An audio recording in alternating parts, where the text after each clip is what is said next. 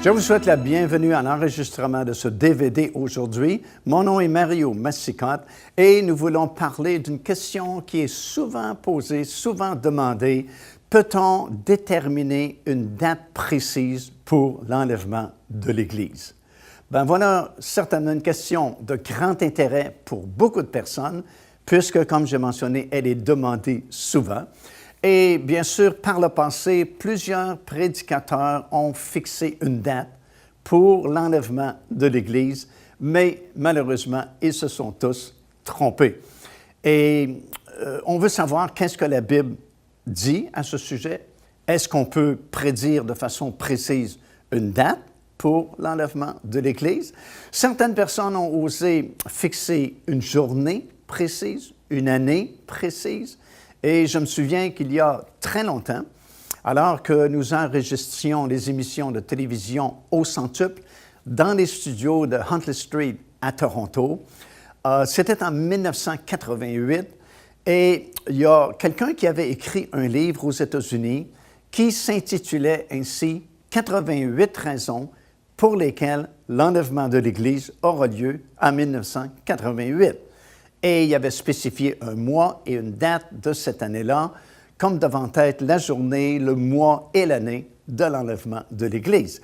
Et je me souviens très bien, nous étions dans le studio de télévision à Toronto, et c'était comme la folie furieuse dans le studio. Tous les employés du studio, le floor manager et tous ceux qui travaillaient derrière les caméras, le régisseur, et toute l'équipe vraiment lisait le livre pendant qu'on filmait nos émissions de télévision.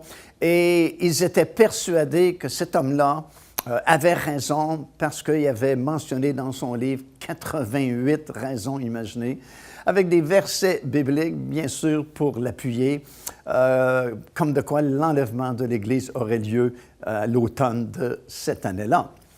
Et évidemment, l'année est arrivée, le mois est arrivé, et puis la date est arrivée, et l'enlèvement de l'Église n'a pas eu lieu. Et ce monsieur-là a osé écrire un deuxième livre, disant qu'il s'était trompé de très peu de journées, et que là, il écrivait un second livre pour dire que, bon, voilà une nouvelle date où l'Église sera enlevée. Mais ce ne fut pas le cas non plus. Alors, qu'est-ce que la Bible a à nous dire à ce sujet-là? Comment devons-nous réagir alors que certaines personnes fixent des dates pour l'enlèvement de l'Église? Et malheureusement, encore aujourd'hui, il y a beaucoup de prédicateurs, ou du moins quelques prédicateurs, qui se permettent de prédire, d'annoncer des dates précises pour l'enlèvement de l'Église. Bien, si on s'en réfère à la parole de Dieu, voici ce que Jésus lui-même va nous dire. C'est dans Matthieu, le chapitre 24, et au verset 42, il dit ceci: « Veillez donc, puisque vous ne savez pas quel jour votre Seigneur viendra. » Alors, il me semble que c'est bien clair. Vous ne savez pas le jour où votre Seigneur viendra.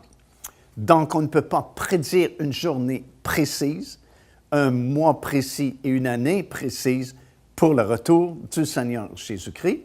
Mais cependant, nous pouvons discerner les signes des temps et savoir à quelle époque ou dans quelle génération le Seigneur va revenir. Pourquoi? Parce qu'il nous a donné justement des signes dans sa parole pour nous prévenir de la proximité. Non pas pour fixer une date en particulier, un mois ou une année, mais afin que nous puissions discerner l'époque, la génération dans laquelle le Seigneur reviendra. Parce que bien sûr, il y a eu une génération autrefois dans laquelle le Seigneur est venu pour la première fois sur cette terre, et il y aura une autre génération durant laquelle le Seigneur va revenir. Et il nous a laissé des signes dans sa parole pour justement nous prévenir et nous permettre de discerner les signes des temps pour que nous puissions savoir comment nous sommes proches de cet événement-là qui s'appelle l'enlèvement de l'Église du Seigneur Jésus-Christ. Et on est un peu comme les fils d'Isaacar, vous savez, c'est dans 1er Chronique, chapitre 12, et le verset 32, que nous lisons que Dieu avait donné aux fils d'Isaacar. Isaacar, c'est une des 12 tribus d'Israël. Et la Bible dit que Dieu avait donné à la tribu d'Issachar, au fils d'Issachar, l'intelligence des temps, afin qu'ils soient capables de discerner justement les signes des temps pour dire à Israël ce qu'ils devaient faire. Et nous devons apprendre à discerner les signes des temps parce que justement, Jésus nous a donné des signes pour cela. Et s'il nous a donné des signes, ben c'est parce qu'il veut que nous le sachions, que nous puissions discerner l'époque, la génération dans laquelle il va revenir. D'ailleurs, c'est un grand reproche que Jésus avait fait aux pharisiens de son époque. Dans l'Évangile, il dit aux pharisiens, vous êtes comme hypocrites parce que vous savez discerner l'aspect du ciel pour prédire la météo. Vous dites, si le ciel est rouge le soir, vous savez que demain, il va faire beau, et ainsi de suite. Mais, dit-il, vous ne pouvez discerner les signes des temps. Évidemment, ce que Jésus voulait dire à cette époque-là, c'est que les pharisiens, qui semblaient des personnes très religieuses et très attachées à la parole du Seigneur, n'étaient même pas capables de discerner que le Messie était là, au milieu d'eux, que Jésus était leur Messie. Ils n'étaient même pas capables de discerner cela. Alors Jésus a fait un reproche à ces pharisiens, disant, vous ne pouvez discerner les signes des temps, vous ne pouvez même pas reconnaître que votre Messie est venu, il est au milieu de vous. Et il ne faudrait pas que le Seigneur nous fasse le même reproche de nos jours, que nous ne sommes pas capables de discerner les signes des temps parce qu'il nous a donné justement beaucoup de signes dans les 3 catégories de personnes qui, selon la Bible, existent dans le monde naturel, Israël, les nations et l'Église de Dieu. Ça, c'est dans 1 Corinthiens chapitre 10, et le verset 32, là où Paul va dire « Ne soyez en scandale ni aux Juifs, ni aux nations, ou aux Grecs, ni à l'Église de Dieu. » Et le Seigneur nous a donné dans sa parole des signes dans chacune de ces 3 catégories-là.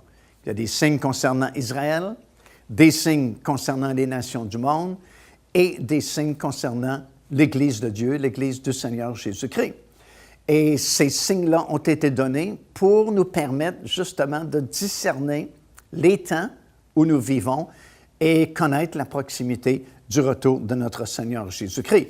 Et nous savons que cet événement est proche parce que tous les signes qui ont été donnés concernant ces 3 groupes-là, Israël, les nations du monde et l'Église du Seigneur Jésus-Christ, sont désormais accomplis. Alors, parce que les signes sont accomplis, nous savons que l'événement qui s'appelle l'enlèvement de l'Église est proche de nous.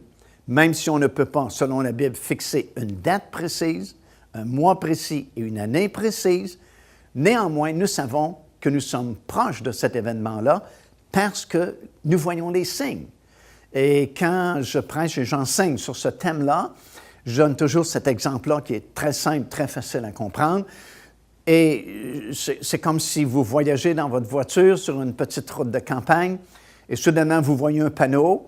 Et sur le panneau, il y a un petit pont étroit qui est dessiné. Qu'est-ce que le signe vous dit?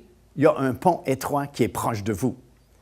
Parce que si le petit pont était encore à plusieurs kilomètres, bien, vous ne verriez pas le panneau. Si vous voyez le panneau, c'est que le pont est proche. Et c'est la même chose concernant les événements prophétiques de la fin. Vous savez, pendant presque 2000 ans, depuis le temps où Jésus est venu dans ce monde, jusqu'à les quelques dernières années, aucun signe prophétique ne s'est réalisé. Pendant toute cette longue période de temps, aucun prédicateur pouvait se tenir derrière son pupitre le dimanche matin et dire à sa congrégation « Oh, voilà un grand signe qui vient de s'accomplir et qui prouve que Jésus revient bientôt. » Non, pendant presque 2000 ans, aucun panneau, aucun signe a été accompli. Mais soudainement, dans l'espace plutôt d'à peu près une génération, voilà que de nombreux signes, autant en Israël que chez les nations, que dans l'Église de Dieu, ont été accomplis.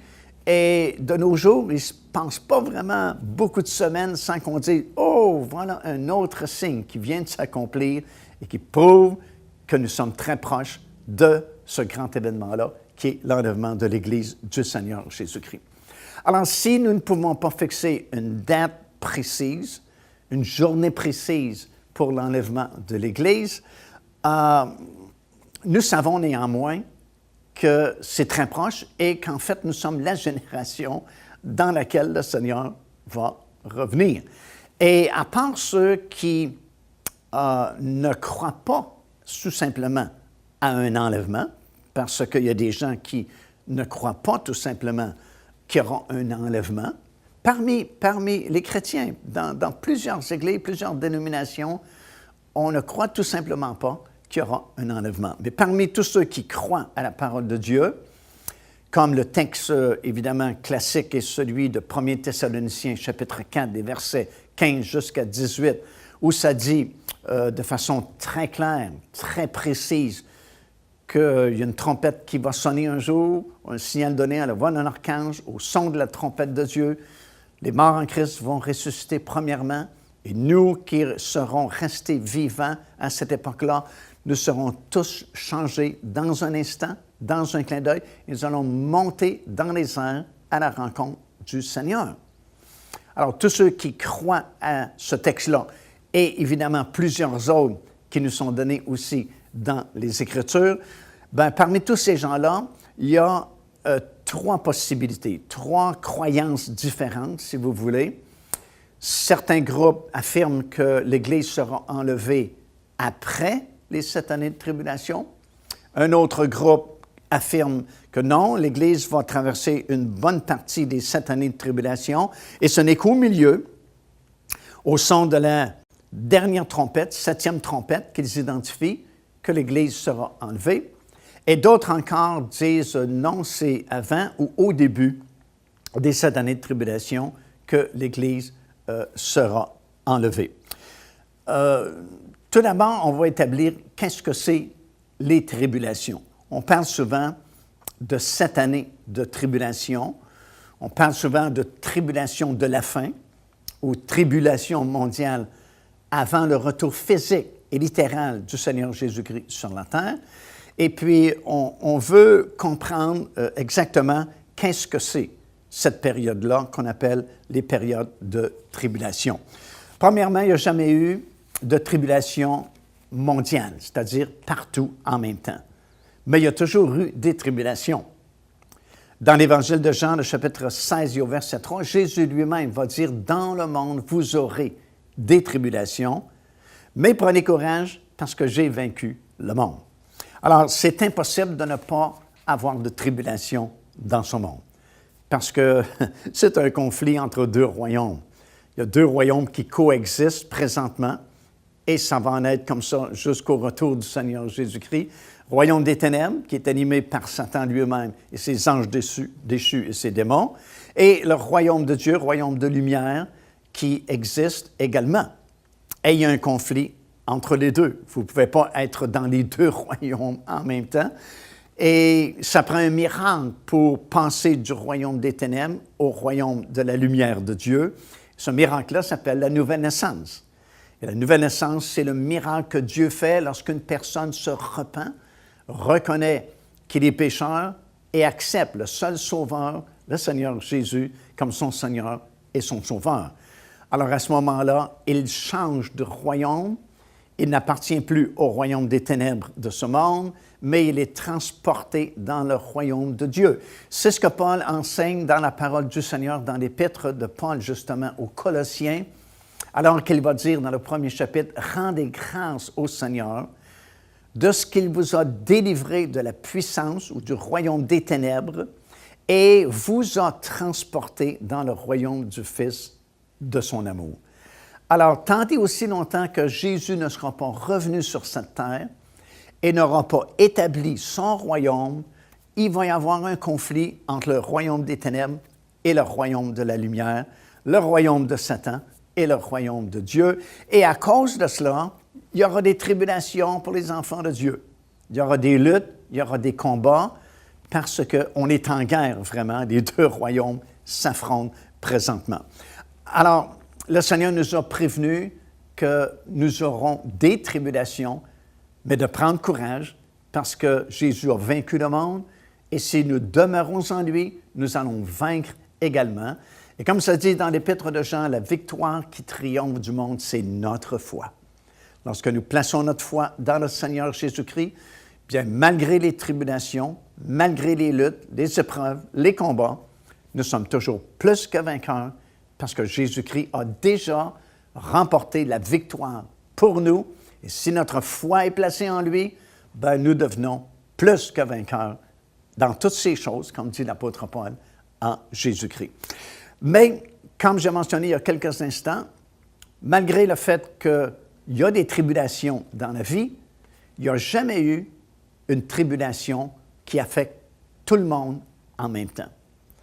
Et c'est prophétisé dans la parole de Dieu, c'est dans Apocalypse chapitre 3 et au verset 10, qu'il y a une grande tribulation qui est à venir encore et qui va toucher le monde entier. Une grande période d'épreuve. Et cette période-là est prophétisée également dans l'Ancien Testament par le prophète Daniel, qui a reçu la révélation de ce qu'on appelle les 70 semaines fixées sur son peuple. Et ça, nous retrouvons ça dans Daniel chapitre 9, des versets 24 jusqu'au verset 27. Daniel, bien sûr, comme nous savons, était parmi le peuple juif qui avait été déporté à Babylone à cette époque-là, à peu près 2600 ans passés.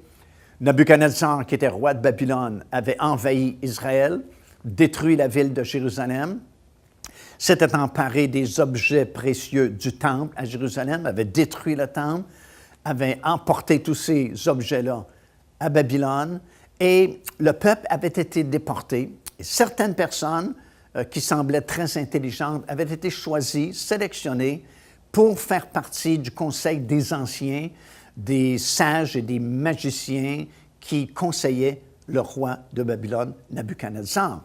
Et comme nous savons, Daniel a été choisi pour faire partie de ce groupe-là.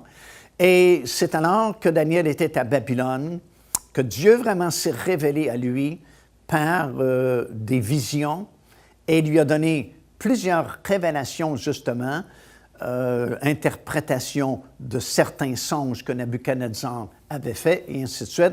Et finalement, dans le 9e chapitre du livre de Daniel, voilà qu'un ange lui apparaît et va lui donner une grande prophétie concernant l'histoire de son peuple.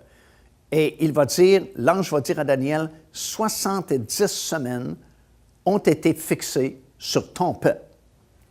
Le peuple de Daniel, c'était le peuple juif. Alors, la prophétie des 70 semaines ne concerne pas les nations du monde, ne concerne pas l'Église du Seigneur Jésus-Christ non plus, mais 70 semaines, a dit l'ange, ont été fixées sur ton peuple, le peuple juif. Et nous savons qu'une semaine prophétique, c'est l'équivalent de 7 ans. Pourquoi est-ce que nous savons ça?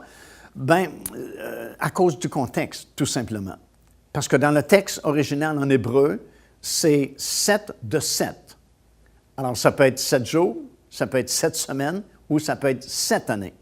Et nous savons que ce sont des années parce que plusieurs années plus tard, alors que Jean est exilé sur l'île de Patmos et qu'il va recevoir cette grande révélation des événements de la fin, l'ange va lui révéler qu'au milieu de cette période-là de tribulation de la fin, bien, elle est comptée, cette deuxième partie, en jours et en mois, 42 mois et 1260 jours pour la moitié de cette période-là de tribulation, à raison d'années de 360 jours par année, année biblique, et non pas comme nos années solaires de 365 jours et encore. Alors, si la moitié de cette période de tribulation, c'est 42 mois ou 1260 jours, bien, multiplié par 2, ça fait exactement 7 années.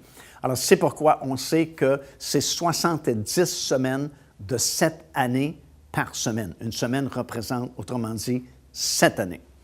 Et si vous lisez bien Daniel chapitre 9, verset 24 jusqu'à 27, vous allez comprendre que les 70 semaines de temps fixées sur Israël sont séparées principalement en 3 groupes. Premier groupe, 7 semaines, donc 49 ans, 7 multiplié par 7, pour, dit-il, la restauration de la ville de Jérusalem et la restauration de la muraille autour de la ville de Jérusalem.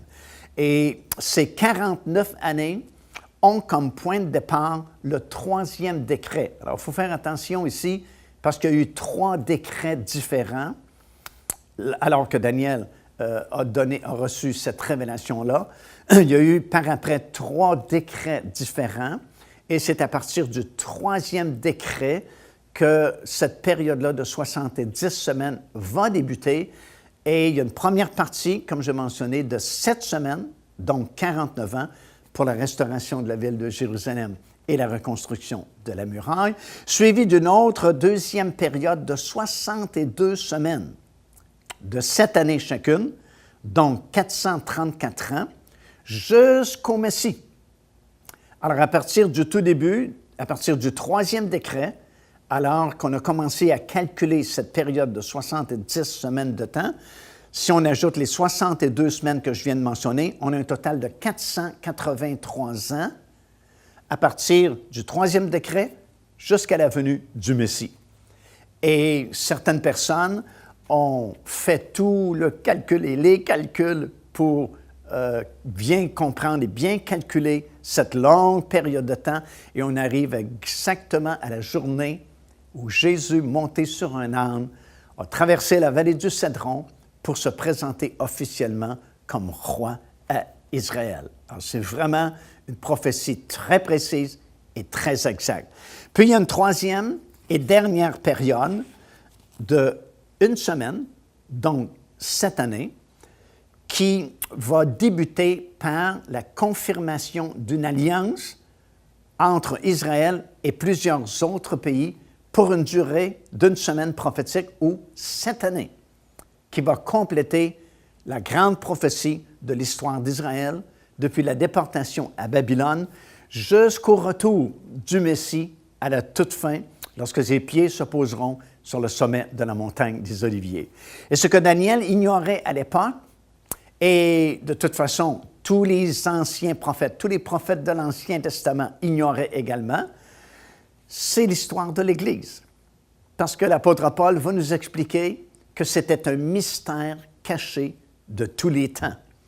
Et entre la 69e semaine, parce qu'il y a une période de 7 semaines au début, suivie d'une deuxième période de 62 semaines, qui fait un total de 69 semaines, bien entre la 69e semaine, alors que le Messie est arrivé, 2000 ans et plus passés, et le début de la dernière semaine, ou le début des 7 dernières années, qu'on appelle les 7 dernières années de tribulation mondiale, il y a cet intervalle qui dure depuis plus de 2000 ans maintenant, qui est l'histoire terrestre de l'Église du Seigneur Jésus-Christ, qui n'a pas été révélée à Daniel, ni à aucun autre prophète de l'Ancien Testament, parce que c'était un mystère caché de tous les temps, qui a été révélé quand le Seigneur Jésus-Christ est venu et qu'il a demandé à ses disciples de ne pas quitter la ville de Jérusalem, mais d'attendre ce qu'il avait promis de la part du peu de jours, leur a-t-il dit, vous serez baptisés du Saint-Esprit.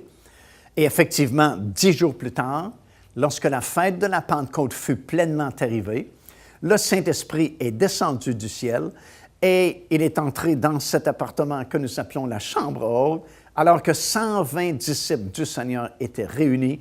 Ils ont tous été baptisés du Saint-Esprit et ça a été la fondation officielle de cet organisme ou cette organisation qu'on appelle l'Église du Seigneur Jésus-Christ, qui n'est pas vraiment une organisation, c'est plus un organisme spirituel et surnaturel. Et ce mystère-là, maintenant, est révélé et existe depuis plus de 2000 ans entre la 69e semaine et le début de la 70e semaine prophétique de Daniel. Alors, voilà pourquoi nous disons qu'il y a une période de 7 années de tribulation mondiale qui est encore à venir, parce qu'au moment où on fait l'enregistrement de ce DVD, l'Église est encore ici, nous sommes encore ici, donc on est encore dans cet intervalle entre la 69e semaine et 70e semaine prophétique de Daniel. Et dès l'instant où il y aura cette confirmation d'une alliance comme c'est mentionné dans Daniel chapitre 9 et le verset 27, dès ce moment-là, la 70e semaine, où la période de 7 années de tribulation débute officiellement. Les 7 années de tribulation, comprenez bien, ne peuvent pas commencer, ne peuvent pas débuter tant que cette confirmation de cette alliance n'est pas signée. Alors ça va vous aider parce qu'encore aujourd'hui, il y a différents enseignements qui circulent, bien sûr, et souvent parce qu'il y a certains phénomènes qui se produisent sur cette terre ou dans la nature. Bien des prédicateurs vont dire « Ah, vous voyez, c'est le 3e sceau, c'est les jugements du 6e sceau, et ainsi de suite. » Non, ce n'est pas possible. Parce que tant et aussi longtemps que cette alliance n'est pas confirmée par cet homme que la Bible appelle l'Antéchrist, les 7 années ne sont pas commencées. Et on ne peut pas, c'est incontournable, on ne peut pas jouer avec ça, parce que l'ange a bien dit à Daniel, 70 semaines de temps ont été fixées par Dieu sur ton peuple. Alors, ça a été déterminé, ça a été fixé, et les 7 années de la fin ne peuvent pas commencer, ne peuvent pas débuter tant et aussi longtemps que cette alliance n'est pas confirmée par cet homme qu'on appelle l'Antéchrist. Alors, on est situé à la fin de cet intervalle-là, parce que ça fait plus de 2000 ans que l'intervalle a commencé entre la 69e et 70e semaine de Daniel. Et comme je mentionnais il y a quelques instants, à cause des nombreux signes que la parole de Dieu nous a donnés concernant Israël, concernant les nations et concernant l'Église du Seigneur Jésus-Christ, nous savons que nous sommes à la toute fin. La 70e semaine prophétique de Daniel va débuter.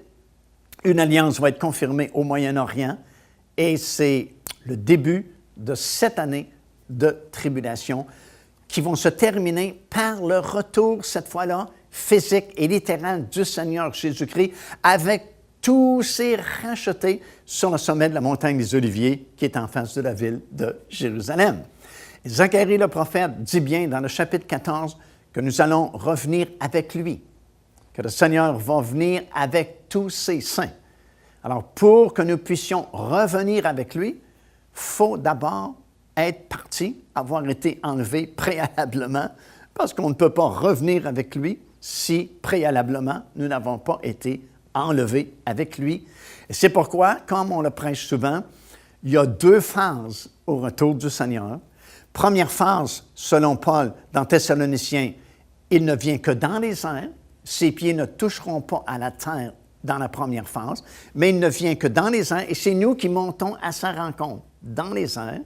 Et à peu près 7 années plus tard, il revient avec nous et cette fois-là, ses pieds se poseront sur la terre et il établira son royaume qui ne passera jamais. Alors, nous sommes très proches du début de cette période de 7 années de tribulation de la fin. Ça, nous le savons par la parole de Dieu. Et pour savoir à quelle époque, à quel moment l'Église sera enlevée, sans fixer une date précise, un mois précis, une année précise, nous pouvons savoir si l'Église sera enlevée à la fin, au milieu ou au début de ces 7 années de tribulation. Comme j'ai mentionné il y a quelques instants, parmi les prédicateurs, il y a ces 3 positions-là, à part ceux qui ne croient pas en l'enlèvement. Ceux qui croient en l'enlèvement de l'Église, c'est soit après les 7 années, soit au milieu de ces 7 années-là, ou soit au début de ces 7 années-là. Alors, pour savoir ce que la Bible enseigne vraiment, ce que la parole de Dieu dit vraiment, nous allons procéder par élimination.